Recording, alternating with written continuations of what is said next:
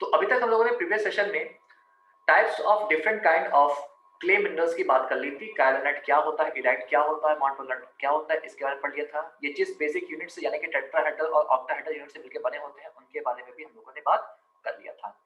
वहां पे हम लोगों ने क्ले स्ट्रक्चर की बात की थी, कैसे अलग अलग तरीके से जो उनके एटम्स होते हैं या जो आपके आयंस होते हैं जब वो जुड़ते हैं तो किस तरह का फॉर्मेशन करते हैं। अब यहाँ पे हम लोग बात करेंगे कि किस तरह से, अगर हम लोग बात करें थोड़े बड़े लेवल पे, ठीक है, वो तो आपका मिनरल लेवल पे था, मिनरोलॉजी के टर्म्स में था। और अगर मैं उनके ओरिएंटेशन की बात करूं कि भाई हमारे सामने एक सॉइल का सैंपल जिसमें छोटे छोटे सॉइल के कण है, ठीक है, वो कण किस तरह से जुड़ेंगे और जब जुड़ेंगे तो किस तरह की संरचना बनाएंगे, तो हम लोग उसके बारे में अब बात करेंगे। ठीक है, तो हम लोग का जो नेक्स्ट टॉपिक होने वाला है, नेक्स्ट टॉपिक क्या होने वाला है देखिएगा।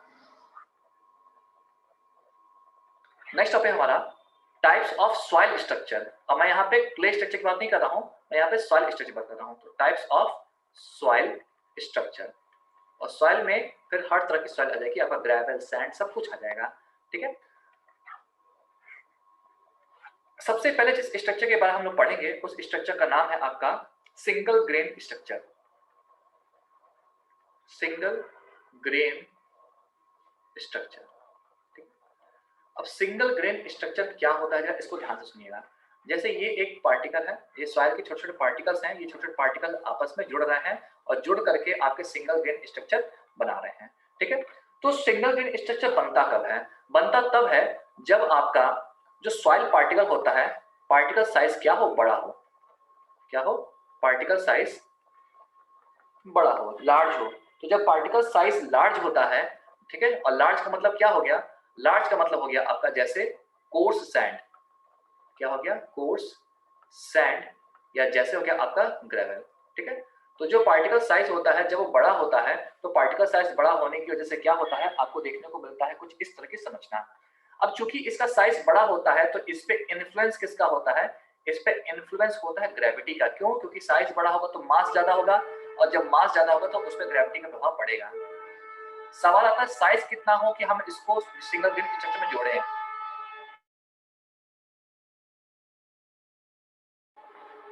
ठीक है, तो जो साइज ऑफ पार्टिकल होना चाहिए वो साइज आपका ग्रेटर देन 0.02 मीटर होना चाहिए।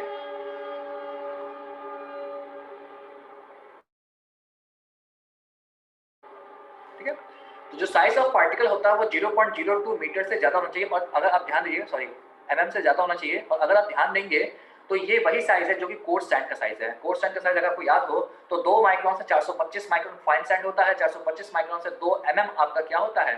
ठीक है, इसको मैं थोड़ा सा बेटर लिख सकता हूँ, यहाँ पे राइटिंग मिस्टेक है। ये आपका क्या होता है? Greater than 2 MM. ठीक है, तो 425 माइक्रोन से लेकर 2 एमएम आपका मीडियम सैंड होता है, और 2 एमएम से लेकर 4.75 आपका कोर्स सैंड होता है। तो कोर्स सैंड और ग्रेवल, ठीक है, ग्रेवल क्या होगा? 4.75 से लेकर के आपका 80 एमएम तक। ठीक है, तो जो आपका रेंज होता है 2 एमएम से बड़ा, अब इसमें हम लोग कॉबल को और बोल्डर को इंक्लूड नहीं करेंगे क्योंकि वो आपका सॉइल में नहीं आते हैं, वो स्टोन चिप्स में आते हैं। ठीक है, तो सिंगल ग्रेन स्ट्रक्चर कब बनता है? सिंगल ग्रेन स्ट्रक्चर तब बनता है जब आपके पार्टिकल का जो साइज होता है वो आपका 2 एमएम से ज्यादा हो, जिसमें हमारा कोर्स सैंड और ग्रेवल इन्वॉल्व होता है। चूंकि का साइज बड़ा होता है इसलिए इसके ऊपर ग्रेविटी फोर्स का इन्फ्लुएंस होता है। किसका होता है? ग्रेविटी फोर्स का इन्फ्लुएंस होता है। ठीक है, तो ये आपका हो गया सिंगल ग्रेन स्ट्रक्चर के बारे में इंफॉर्मेशन। ठीक है, अब जो हमारा नेक्स्ट आता है वो आता है आपका हनीकॉम्ब स्ट्रक्चर। और अगर सॉइल स्ट्रक्चर से क्वेश्चन आएगा तो सबसे ज्यादा क्वेश्चन हनीकॉम्ब से ही आता है। ठीक, तो सेकंड आपका बनता है हनीकॉम्ब स्ट्रक्चर। हनीकॉम्ब स्ट्रक्चर को अगर आपको पढ़ना है तो सबसे बेहतर तरीका क्या है? सबसे बेहतर तरीका है कि आप मधुमक्खी के छत्ते को ध्यान से देखिए, और उसी के नाम पे इसका नाम बना है हनीकॉम्ब, यानी कि मधुमक्खी के छत्ते वाली संरचना। ठीक, अगर मैं हनीकॉम्ब स्ट्रक्चर की बात करूं, ये देखने में कैसा होता है? कुछ ऐसा, छोटे छोटे छोटे छोटे पार्टिकल्स होते हैं और इस तरह से वो एक बड़े वाइड टिश्यू के साथ आपस में जुड़े होते हैं।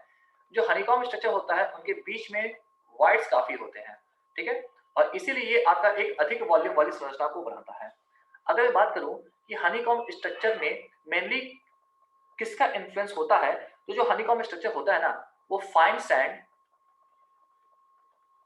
सैंड और सिल्ट की प्रेजेंस में बनता है। यानी कि मैं कह सकता हूं कि जब आपका साइज ऑफ द पार्टिकल कितना हो, साइज ऑफ द पार्टिकल आपका 2 माइक्रोन से लेकर के 0.02, या बेहतर बोलते हैं अगर फाइन सैंड है तो एग्जैक्ट रेंज ही लिख देते हैं। ठीक है, बुक्स में थोड़ा सा अंतर है बट मैं एग्जैक्ट रेंज लिख रहा हूँ, 425 माइक्रॉन। ठीक है, 2 माइक्रॉन से लेकर के आपका 425 माइक्रॉन तक का जो रेंज होता है उसमें आपका हनीकॉम्ब स्ट्रक्चर बनने के चांसेस मैक्सिमम होते हैं। अब ध्यान यहाँ रखिएगा कि जो आपका हनीकॉम्ब स्ट्रक्चर होता है उस पे चूंकि इसका साइज बहुत बड़ा नहीं है और बहुत छोटा नहीं है, इसीलिए जो आपका इन्फ्लुएंस होता है वो इन्फ्लुएंस किसका किसका होता है, वो इन्फ्लुएंस आपका ग्रेविटी का भी होता है, क्योंकि ये बहुत छोटा नहीं है तो कुछ ना कुछ मास का इन्फ्लुएंस आएगा ही, तो इस पे ग्रेविटी फोर्स का भी प्रभाव पड़ता है, और साथ ही साथ में इसके ऊपर आपका इलेक्ट्रोस्टैटिक फोर्स यानी कि सरफेस चार्जेस का भी प्रभाव पड़ता है। ठीक है, सरफेस चार्जेस का भी प्रभाव पड़ता है। ठीक है, तो बहुत छोटा और बहुत बड़ा ना होने की वजह से आपको कुछ इन्फ्लुएंस ग्रेविटी फोर्स का मिलेगा और कुछ इन्फ्लुएंस सरफेस चार्ज का मिलेगा। साइज आपका 2 माइक्रोन से 425 माइक्रोन होता है। बुक्स में पढ़ेंगे तो ये 2 माइक्रोन से लेकर के 0.02 मीटर तक भी लिखा होगा, या बेटर वर्ड में 2 माइक्रोन से लेकर के आपका 2 mm तक भी लिखा होगा। ठीक है, चाहे मीटर में याद करो चाहे mm याद करो, बेटर पड़ेगा, ऐसे याद करना आसान पड़ेगा आपको। ठीक है, तो ये डिपेंड करता है, अलग अलग बुक में अलग डेटा लिखा है, लेकिन एक चीज निश्चित है कि फाइन सैंड और सिल्ट में देखने को मिलता है, क्योंकि इसका साइज बहुत बड़ा नहीं होता है, बहुत छोटा नहीं होता है, इसीलिए इसके ऊपर ग्रेविटी का भी प्रभाव पड़ता है और सरफेस चार्ज का भी प्रभाव पड़ता है। अब होता क्या है कि जब तक ये अपने स्ट्रक्चर को मेंटेन रखता है ये बहुत ही ज्यादा स्ट्रांग होता है। ठीक है, जब तक आपका स्ट्रक्चर मेंटेन है, क्या है स्ट्रक्चर, जब तक मेंटेन है, तो जब तक आपका स्ट्रक्चर मेंटेन रहेगा ये काफी ज्यादा स्ट्रांग रहेगा। ठीक है, लेकिन अगर ये स्ट्रक्चर ब्रेक कर गया, तो जब स्ट्रक्चर ब्रेक होगा तो ये क्या होगा, ये कोलैप्स हो जाएगा। कोलैप्स हो जाएगा तो कोलैप्स होने की वजह से इसमें सरफेस स्केलिंग देखने को मिलेगी। अब सरफेस स्केलिंग क्या होती है, पपड़ी जम जाना, उसको बोलते हैं सरफेस स्केलिंग। सरफेस स्केलिंग हो जाती है, जो वाइड रेशियो होता है वो अचानक से बहुत बढ़ जाता है क्योंकि सॉइल बहुत लूज हो जाती है। ठीक है, अभी तो टाइट है, आपको बीच में वाइड देखने को मिल रहा है, लेकिन जब ये टूटेगा ना तो ये फैल जाएगा, और फैलेगा तो ये लूज हो जाएगा, और जब सॉइल लूज होती है तो उसका वाइड रेशियो क्या होता है, इंक्रीज जाता है। और ऐसा होने से सॉइल की जो स्ट्रेंथ होती है वो अचानक से बहुत ही ज्यादा कम हो जाती है। क्या हो जाती है, अचानक से बहुत ही ज्यादा कम हो जाती है। ठीक है, तो हनीकॉम्ब स्ट्रक्चर क्या होता है, ये एक ऐसा स्ट्रक्चर होता है जो कि फाइन सैंड और सिल्ट के मिलने से बनता है। इसका जो साइज होता है वो 2 माइक्रॉन से लेकर 425 माइक्रॉन तक, या कुछ बुक्स के अकॉर्डिंग 2 माइक्रॉन से लेकर 2 mm के बीच में होता है, बट फॉर श्योर ये फाइन सैंड और सिल्ट में ही देखने को मिलता है। क्योंकि इसका साइज बहुत बड़ा नहीं होता है, क्योंकि इसका साइज बहुत छोटा नहीं होता है, इसीलिए इसके ऊपर ग्रेविटी फोर्स का भी प्रभाव होता है और सरफेस चार्जेस का भी प्रभाव होता है, दोनों का प्रभाव होता है। ठीक है, अब अगर मैं बात करूं कि इसका स्ट्रक्चर कैसा होता है, तो इसका स्ट्रक्चर एक बड़े से वाइड्स को कवर किए हुए होता है, और जब तक ये अपने स्ट्रक्चर को मेंटेन रखता है, यानी कि हनीकॉम्ब स्ट्रक्चर को मेंटेन रखता है, तब तक ये बहुत ही स्ट्रांग होता है और अच्छे से लोड को सहने में सक्षम होता है।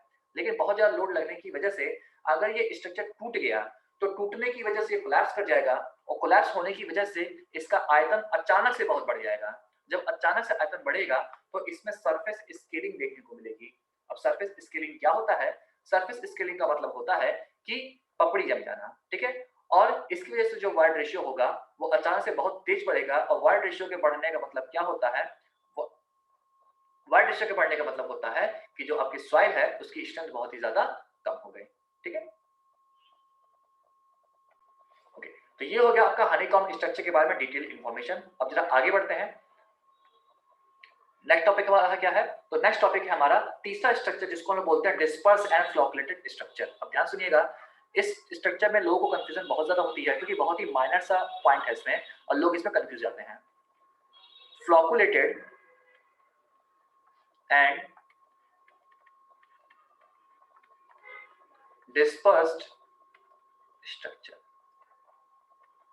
फ्लोकुलेटेड एंड डिस्पर्स्ड स्ट्रक्चर, ध्यान से सुनिएगा।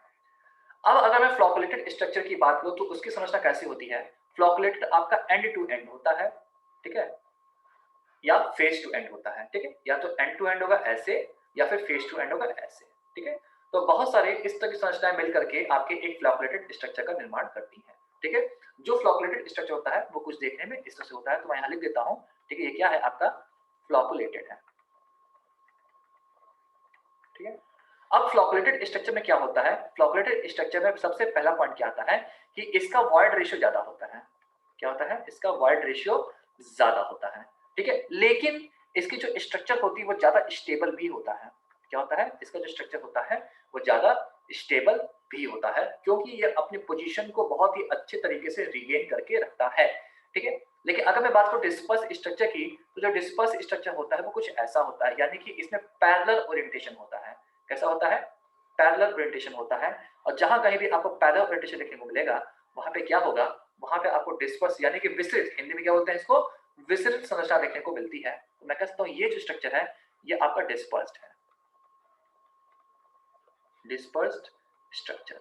और जो डिस्पर्स स्ट्रक्चर होता है उसका जो वाइड रेशियो होता है वो वाइड रेशियो कम होता है, लेकिन इसकी जो स्टेबिलिटी होती है वो स्टेबिलिटी भी क्या होती है? कम होती है। ठीक है, स्टेबिलिटी का मतलब क्या कि वो अपनी पोजीशन को बहुत अच्छे से गेन नहीं कर पाता है। तो जब आपका फ्लॉकलेट कब बनेगा? फ्लॉकलेट बनेगा आपका फेस टू फेस, ठीक है, फेस टू फेस से बनेगा या फिर फेस टू एंड से बनेगा। कैसे बनेगा? फेस टू फेस से या फेस टू एंड से बनेगा। जबकि जो आपका डिस्पर्स स्ट्रक्चर होता है वो आपका कैसे बनता है? वो पैरेलल ओरिएंटेशन से बनता है। कैसे बनता है? पैरेलल ओरिएंटेशन से बनता है। ठीक है, यानी कि आपका साइड बाय साइड जब जुड़े होते हैं तो वहां से आपका पैरेलल ओरिएंटेशन देखने को मिलता है। अब मुद्दा आता है कि ये संरचना जो चाहे फ्लॉकुलेटेड हो चाहे डिस्पर्स हो, वो देखने को किस में मिलेगी? तो ये देखने को मिलती है, इसका जो सबसे बढ़िया एग्जाम्पल होता है वो होता है क्ले। ठीक है, क्यों? क्योंकि फ्लॉकुलेटेड और डिस्पर्स स्ट्रक्चर तभी बनेगा जब साइज ऑफ द पार्टिकल क्या हो? साइज ऑफ द पार्टिकल आपकी 2 माइक्रोन से कम हो। और चूंकि ये जो साइज होता है वो बहुत ही कम होता है, इसलिए ऐसी संरचनाओं में सरफेस चार्ज जो होता है वो आपका डोमिनेट करता है। क्या करता है? सरफेस चार्ज फोर्स जो होता है वो डोमिनेट करता है और इसके ऊपर ग्रेविटी का कोई असर नहीं पड़ता है, क्योंकि इतनी छोटी संरचना होती है कि उसका मास बहुत कम होता है, और जहां मास कम होता है वहां ग्रेविटी का ज्यादा प्रभाव नहीं होता है। देखिएगा, मैं बिल्कुल नहीं बोल रहा हूँ ग्रेविटी का कोई असर नहीं होता, ऐसा नहीं बोल रहा हूँ। ठीक है, क्योंकि ग्रेविटी के असर बिना तो कोई चीज एग्जिस्ट ही नहीं करेगी। लेकिन सरफेस चार्ज और ग्रेविटी में यहाँ पे सरफेस चार्ज बाजी मान लिया जाता है और उसका स्ट्रक्चर के ऊपर ज्यादा प्रभाव देखने को मिलता है। ठीक है, तो फ्लॉकुलेटेड और डिस्पर्स के बीच में यही एक अंतर है कि फ्लॉकुलेटेड आपका फेस टू फेस या फेस टू एंड से बनता है, जबकि डिस्पर्स स्ट्रक्चर आपका पैरेलल ओरिएंटेशन की वजह से बनता है। स्टेबिलिटी की बात करें तो जो आपका फ्लॉकुलेटेड स्ट्रक्चर होता है वो ज्यादा स्टेबल होता है, जबकि जो आपका डिस्पर्स स्ट्रक्चर होता है वो कम स्टेबल होता है। अगर मैं एग्जांपल की बात करूं तो क्ले इसका बेस्ट एग्जांपल होता है, जिसकी साइज 2 माइक्रोन से कम होती है और इतना कम साइज होने की वजह से इसके ऊपर ग्रेविटी का कुछ खास असर नहीं होता है और सरफेस चार्ज फोर्स इसमें डोमिनेंट दिखाते हैं। तो ये हो गया आपका टाइप्स ऑफ सॉइल स्ट्रक्चर के बारे में, जिसमें हमने एक डेफिनेट रेंज ऑफ साइज के बारे में बात किया है।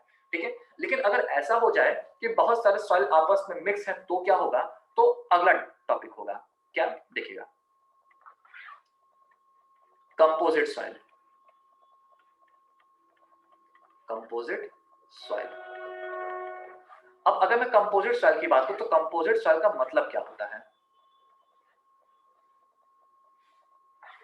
क्ले किसका एग्जांपल था? तो क्ले आपका एग्जांपल था डिस्पर्स एंड फ्लॉकुलेटेड का। ठीक है, तो जो कंपोजिट सॉइल होता है वो दो तरह का होता है। एक आपका होता है क्या? एक आपका होता है कोर्स ग्रेन स्केलेटन। कोर्स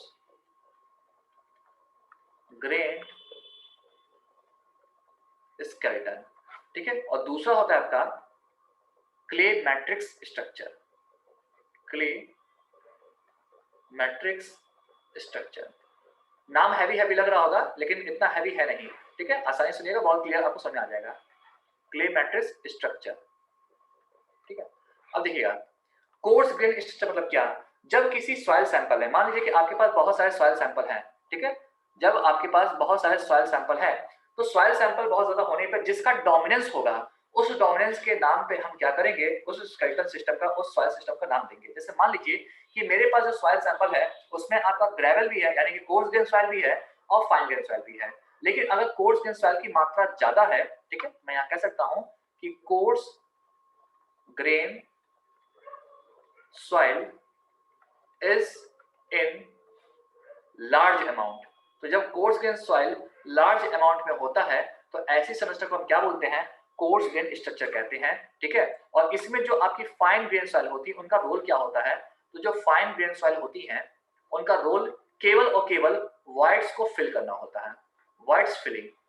ठीक है, क्योंकि इनका अमाउंट कम है और मेनली आपका सॉइल स्ट्रक्चर में कोर्स ग्रेन सॉइल दिख रही है, तो जो फाइन ग्रेन सॉइल होगी उसका काम केवल और केवल वॉइड्स को फिल करना होगा। लेकिन क्ले मैट्रिक्स स्ट्रक्चर में क्या होगा?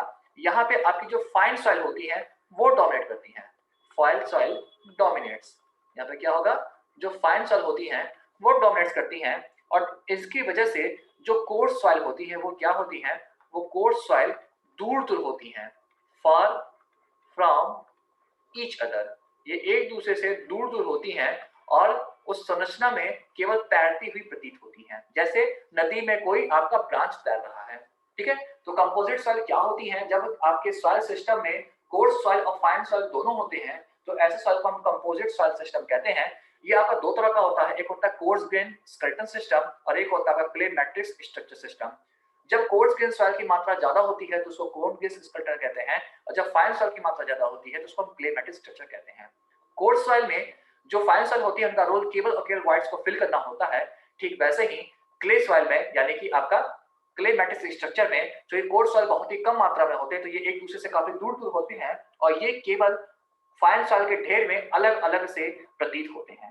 ठीक है, तो ये आपका टोटल कवर कर लिया मैंने क्ले मेथोडोलॉजी को। अगर किसी तरह की कोई दिक्कत है अब आप मुझसे पूछ सकते हैं।